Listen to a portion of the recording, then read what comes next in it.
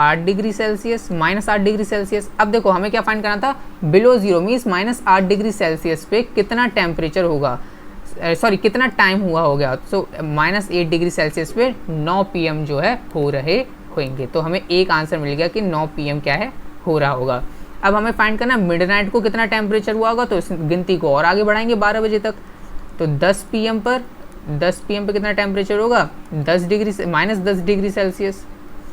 11 PM पर minus 12 degree Celsius और 12 AM पर, अब तो रात के 12 बज गए ना, तो 12 AM पर 12 AM पे होगा हमारा minus 14 degree Celsius, sorry PM हटा गया यहाँ पर, degree Celsius, minus 14 degree Celsius. तो ये भी हमने यहाँ पर फाइंड कर लिया आंसर। ओके, अब इसको सिमेट्री वे में कैसे लिखेंगे, जैसे क्वेश्चन में लिखना है, आंसर में लिखेंगे हम अपने, लेकिन हमें आंसर पता चल गया, कैसे हमें यहाँ पर सोचना है, कैसे आंसर निकालना है, दोनों का आंसर हमें यहाँ पर पता चल चुका है। सो हम क्या लिखेंगे, द टेम्परेचर एट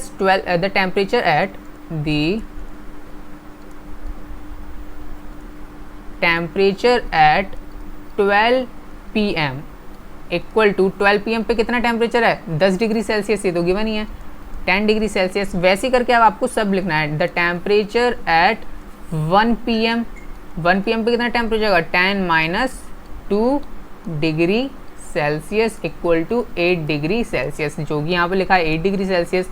वैसे ही क्या लिखेंगे, the temperature eight 2 PM, 2 PM पे क्या होगा, 8 माइनस 2, अब जो आंसर है 8 डिग्री सेल्सियस हो गया ना 1 बजे, अब 2 बजे कितना होगा, अब 8 में से घटेगा, 8 में से 2 गए, कितना बचेगा, 6 डिग्री सेल्सियस। ऐसे करते करते आपको क्या है 12 बजे तक ऐसे करके लेके आना है, और उसमें फिर लास्ट में हम आंसर लिख देंगे।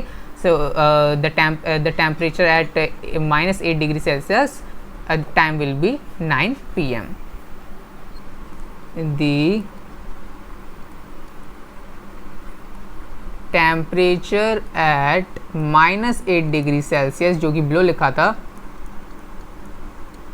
Time will be 9 PM, 9 PM हुआ होगा।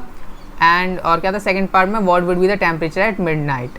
Okay, so minus 14 degree Celsius is the temperature at mid night, minus 14 degree Celsius the temperature at mid night. So language आप कैसे भी लिख सकते हो, अपने हिसाब से भी लिख सकते हो। सो इसी के साथ क्वेश्चन नंबर 5 हो गया हमारा complete. So thank you for watching this video.